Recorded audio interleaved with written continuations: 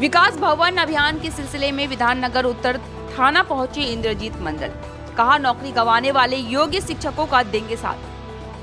Drop of water counts. SBM Gold's water tank is the most sustainable and durable water storage solution available. Our hashtag असली 15 तारीख को विकास भवन अभियान के सिलसिले में इंद्रजीत मंडल और सुदीप कोनार को विधाननगर थाने बुलाया गया था।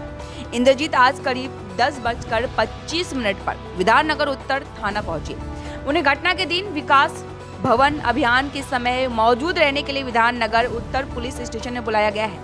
उनके खिलाफ कई धाराओं के तहत मामला दर्ज किया गया है। और आज मीडिया से बातचीत में इंद्रजीत ने कहा कि आंदोलन को कमजोर करने के लिए कई धाराओं के तहत मामले दर्ज किए गए हैं, लेकिन उनके आंदोलन को दबाया नहीं जा सकता। चाहे कितने भी मुकदमे दर्ज हो जाए, उनका स्पष्ट संदेश है कि वे आने वाले दिनों में भी नौकरी गंवाने वाले योग्य शिक्षकों के आंदोलन के साथ खड़े रहेंगे।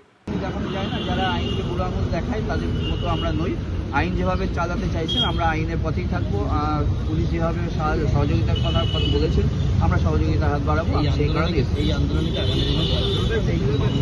দেখুন, মনে করি যে এই আন্দোলন দীর্ঘায়িত হোক বা না হোক, এদের চাকরিটা ফিরুক। কারণ আন্দোলনটা গড়ে তোলা হয়েছে এই চাকরিটা ফেরানোর লক্ষ্যকে কেন্দ্র করে।